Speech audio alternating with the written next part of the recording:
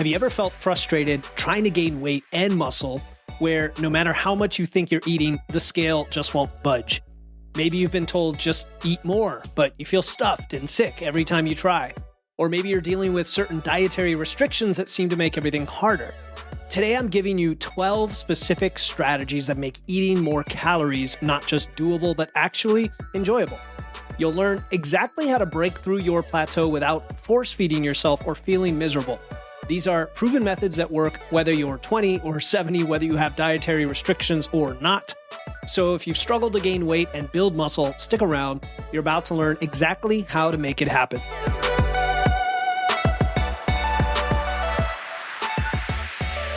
Welcome to Wits and Weights, the podcast that blends evidence and engineering to help you build smart, efficient systems to achieve your dream physique.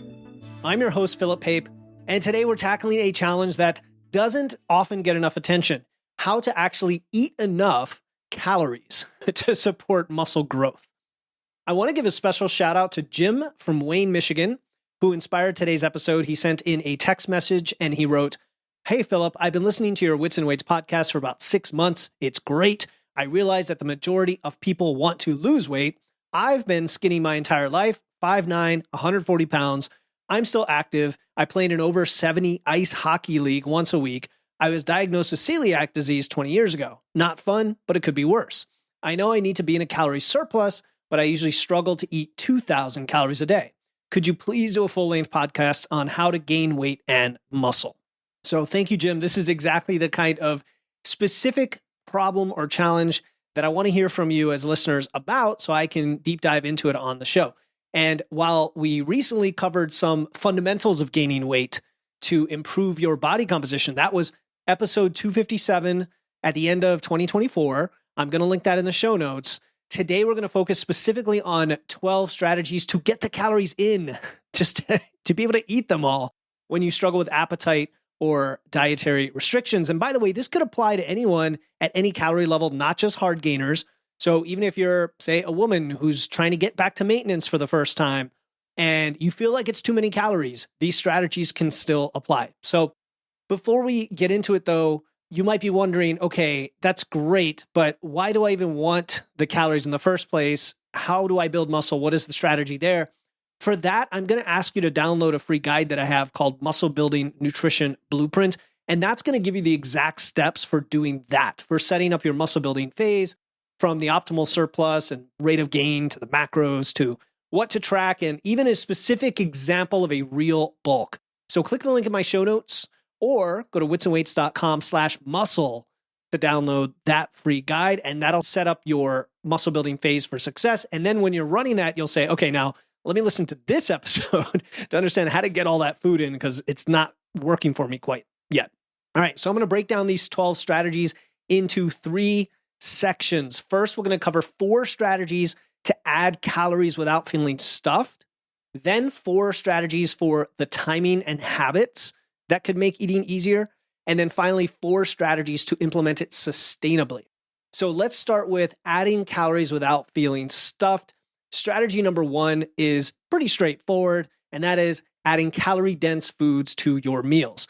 This is about making every bite count, focusing on foods that pack in as many calories as possible into as little volume as possible, which you'll find that a lot of these strategies are the opposite of what you would do during fat loss. So keep that in mind in case it sparks some curiosity there. So I'll give you some example. Add avocado to things. If you like avocado, they're very calorie dense. And we're talking mostly whole foods here, by the way, doing it with whole foods.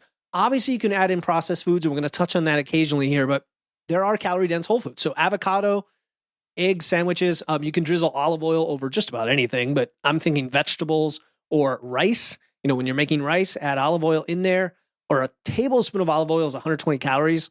You can add butter when cooking, which makes it taste great anyway, like even better. I love putting butter on steak when I'm I'm frying it in a cast iron skillet, and then I finish it off in the oven.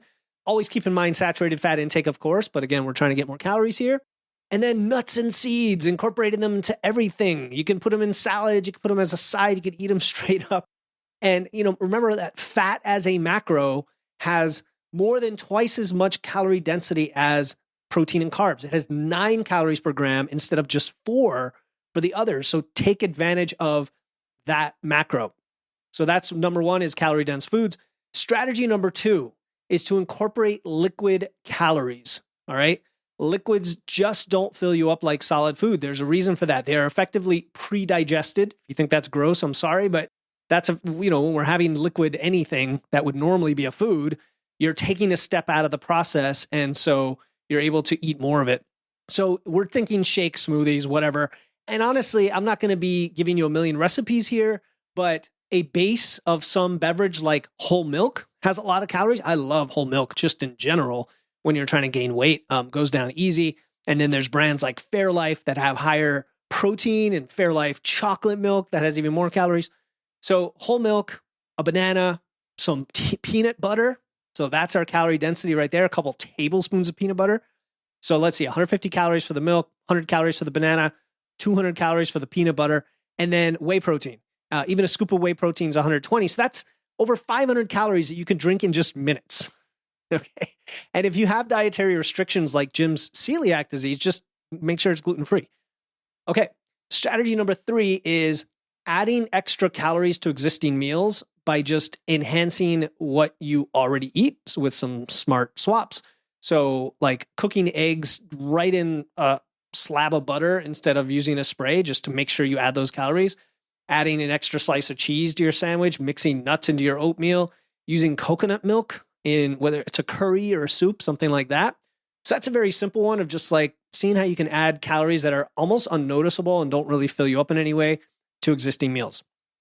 Strategy number four is to focus on foods you enjoy. Now, this might seem obvious, but it's one of the top factors of a sustainable diet, no matter what you're doing, fat loss or gaining. You're going to eat more consistently when you actually like your food, period. So it's one of the tenets. Like, don't be guilty with what you eat. Make sure food satisfies you. Make sure it meets your goals, and make sure you enjoy it. So you don't want to force feed yourself bland chicken and rice if you hate it. I don't care if you're in fat loss or gaining, right? Force feeding of any kind is not going to be good. And I hear oftentimes people say, how do I get more calories? Or I feel like I have to force feed myself, or I need to force feed myself to get the calories. What do I do? And it's like, no, you don't need to force feed yourself. Let's listen to this episode. All right. So that was it for strategy number four, just focusing on foods you enjoy, because that mentally is going to cause you to be able to eat more. Just a simple one there in case you're trying to force feed anything. Now I want to move on to the second group of four, which is related to timing and habits. So strategy number five, and so not to confuse you, but I'm keeping the numbering from 1 to 12, but I separate into three groups of four. Strategy number five is to increase your meal frequency. Just as simple as that. But again, a lot of people are not doing that. People get in a rut, and the way you eat is just the way you've always eaten, and it's based on your work schedule or how you pack your lunch or whatever. But you've got to be creative and say, okay, instead of 3 huge meals, I'm going to have 5 meals. I'm going to have 3 modest meals and 2 small snacks, right? Or 6 or even 7. I mean, you'd be surprised how many you could fit in if you're creative about it. And a lot of people are stuck in this like intermittent fasting mindset or feeding window mindset or not eat too early, too late. It's super flexible. So meal frequency itself can be effective for you because you won't get too full on any one meal. And again, you won't feel like you're force feeding yourself. So if you're only eating 3 times a day and you're trying to gain weight, you're going to have to eat at least 4 or 5, just almost across the board, no matter who you are. I'm still in my gaining phase now. I definitely eat 6 times a day, maybe 7. And it just makes it so much easier because then each feeding is reasonable in size. It goes easy on your stomach. It digests well. You feel great throughout the day and so on. All right. Strategy number 6 is don't drink water before your meals. Now, some people would advocate for this strategy in general for a number of reasons I'm not going to go into, but it's a good one here because most people don't think about this. They just drink when they drink. Water fills your stomach. It reduces appetite. Drinking water before your meals could be a great technique when you're in fat loss. But to try to get in the calories, it's going to be very tough. So just start with the food and then fill it in with the liquid, unless you're just having a liquid meal like we talked about earlier. So don't drink water before meals is strategy number 6. Strategy number 7 is to embrace calorie timing by taking advantage of your body's natural hunger windows. So what I mean by this is you're going to be hungry even in a gaining phase at certain times. You know when that is. And for a lot of people, that is first thing in the morning. So don't skip breakfast, pre and post workout, right? Now, you may not be that hungry before your workout, but you should have some hunger after your workout. Take advantage of that to really gobble up the fuel. And then before bed, and you're like, well, that's shocking, before bed. I don't mean like eat at 9 p.m. and then go to bed at 10 p.m. I mean like, 6 or 7 p.m., like as late as you can push it where it doesn't affect your digestion or your sleep. And it may be a smaller feeding. It may be an extra kind of dessert slot or a pre-bed meal that's like 2 hours before bed that's smaller, right? Think like Greek yogurt with berries, that kind of level. Or I like a casein pudding with almond milk protein, where it's kind of light, but it's still got a decent amount of protein in there and some calories, maybe a couple 300 calories to finish up your day. And it goes well with the frequency thing, where I mentioned eating more frequently, because then you might have, okay, first thing in the morning, pre-workout, post-workout, lunch, afternoon snack, dinner, and then pre-bed. And that's like 7 feedings right there.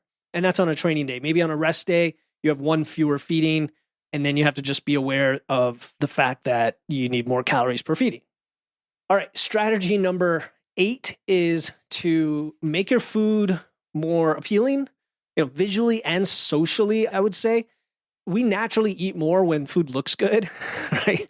Why do you think we love going to restaurants and having somebody else make these nice plates of food? It comes out, heck, even going to like a greasy diner and it comes out, you're like, oh, this looks delicious because you didn't make it, right? Or when you eat off of somebody else's plate, somehow it tastes better. We went to Montreal years ago and I was amazed at the delicious food there, but not just that, it's how they plated everything. It was like everybody is a chef, is a culinary gourmand over here. We would just go to a diner for breakfast and the fruit was like was sculpted into fancy shapes. Everywhere we went was like this. It was like an expectation and we wanted to eat it. Let's just put it that way. So when food looks appetizing, when we're eating with other people, when we're relaxed, when we're not rushing, and even sometimes when we're distracted, which normally is a big no-no because we want to eat mindfully.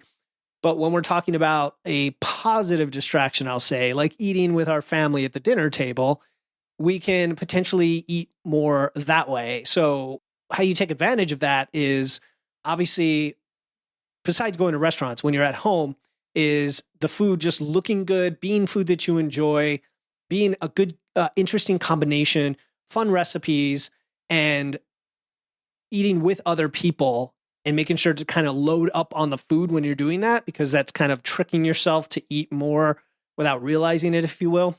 It's just very interesting. And even being relaxed and not rushing and being mindful, sometimes you can actually eat more naturally because of the lower stress. It kind of depends on the person. So make food visually and socially appealing is the overall tip there. All right, let's go to the final segment here, which is really about, I'll say, implementation and sustainability, right? So these are some more day-to-day practices that you can have. So strategy number 9 here is to have high-calorie snacks always available, like to pre-prep, to meal prep high-calorie snacks. Simple, right? Always have ready-to-eat, calorie-dense foods available. Trail mix, protein bars, nut butter packets, pre-made sandwiches. There's so many things. And yeah, I'm okay with protein bars. You don't want to be eating 5 a day, but look for those opportunities. Trail mix is a great one because then you can get like nuts, dried fruit, even throw in some M&Ms in there. You know, the kids' version of trail mix. Again, we're trying to gain weight here, so we've got this flexibility. Think about that and pre-make your snacks. Just like in a fat loss phase where I recommend that you pre-make high protein, low calorie, like lower fat snacks. Same idea here. Just prepare higher calorie snacks for yourself and easy things to grab and pack and go on a hike with or throw in the car or whatever.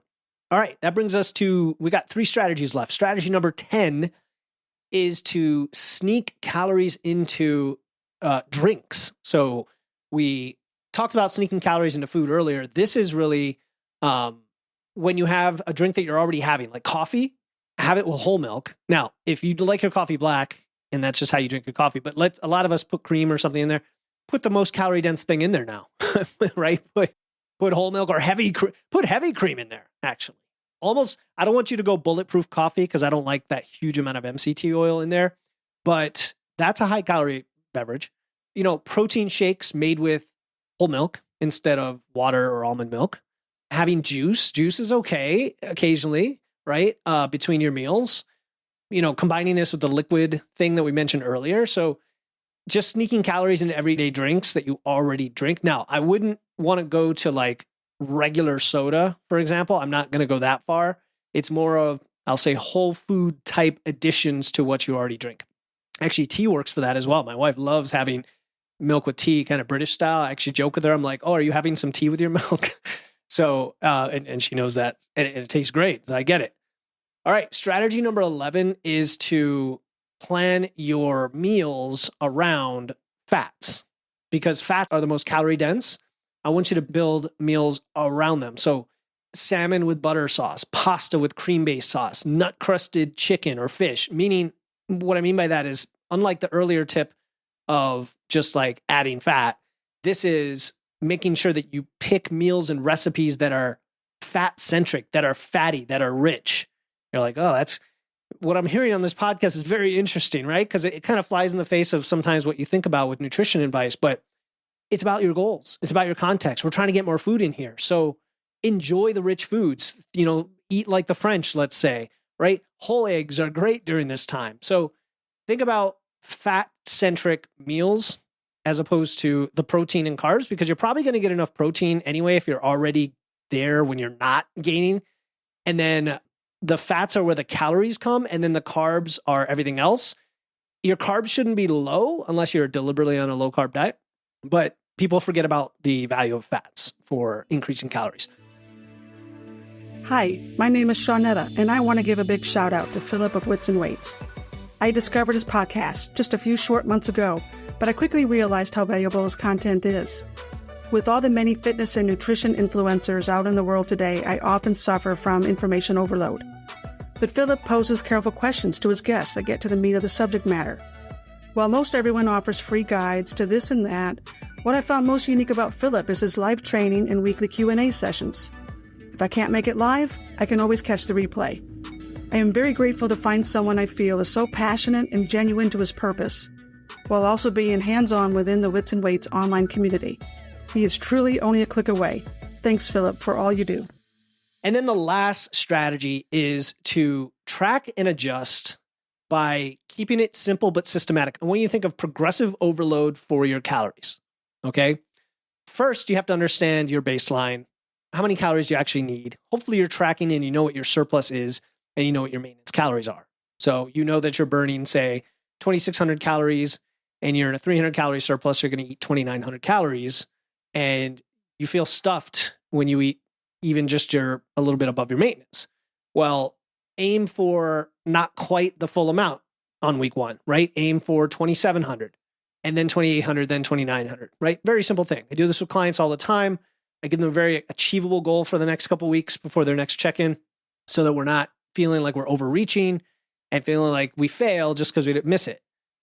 Focus on one meal at a time, right? And one day at a time. And a really good way to do this is, if you're using a food logging app like MacroFactor, is to take what you normally eat and then for tomorrow, pre-plan and pre-log one change to a meal or one additional snack or meal per one of the strategies we talked about today. So don't change everything all at once. Just tweak and add. And it might be adding more fat. It might be adding an extra feeding, might be adding a shake in there, whatever makes sense, so that you're not obsessing or worrying too much about doing all of this. And then you're going to adjust based on how well you feel. This is where biofeedback can come into play, like your hunger signals. And it's the opposite of during fat loss. So our goal here is not to feel like we're force feeding, like we're stuffed. So anyway, that's really putting it all together. The way I categorize these in the three groups may be a little bit arbitrary, but I wanted to keep it organized for you as you go through this. And then you could use the timestamps to find each strategy. We'll just list the strategies right there in the show notes for you to make it easy so you can dive in. Now, the one thing that you might be missing that has nothing to do with food, and I wanted to address it, and it could be the best way to increase your intake, is managing your stress and recovery.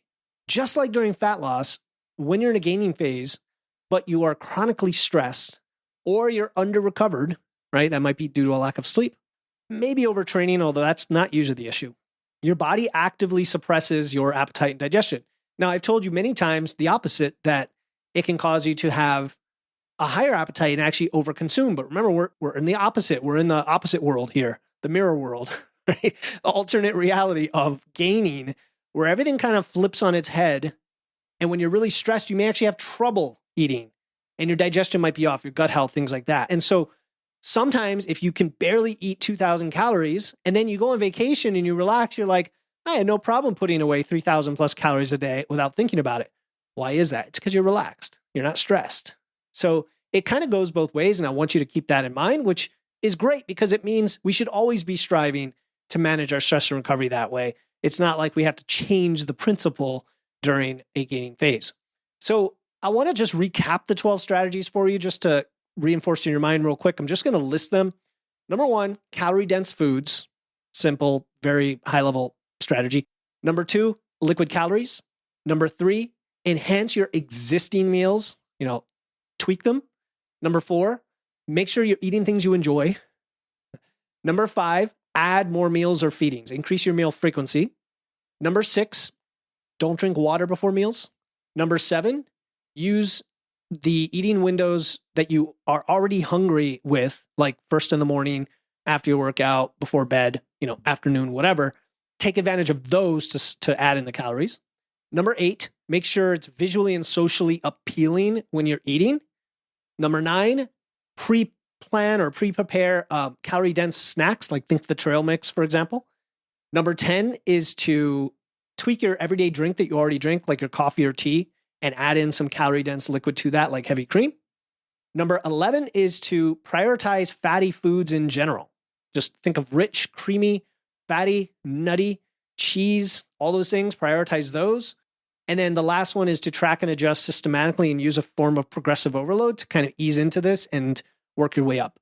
Now, do you remember Jim's question about struggling with celiac disease? Notice how all these strategies, they work with any dietary restriction. It's about the principles, right? Not the specific foods. I gave you some examples, but we're not about specific foods here. So you can, no matter what you're dealing with, you can apply these principles. All right, if you want to put all these strategies into action in a gaining phase, remember I have a free muscle building nutrition blueprint that builds on everything we covered today in terms of the setup. Like, what are the calories and macros? What is the surplus? What should I be tracking? What is the biofeedback? What are the measurements? And then an example of a real bulk. To get your copy, click the link in the show notes or go to witsandweights.com/muscle to download that right now. Until next time, keep using your wits, lifting those weights, and remember, building muscle isn't just about lifting heavy, it's about fueling heavy too. This is Philip Pape, and you've been listening to Wits and Weights. I'll talk to you next time.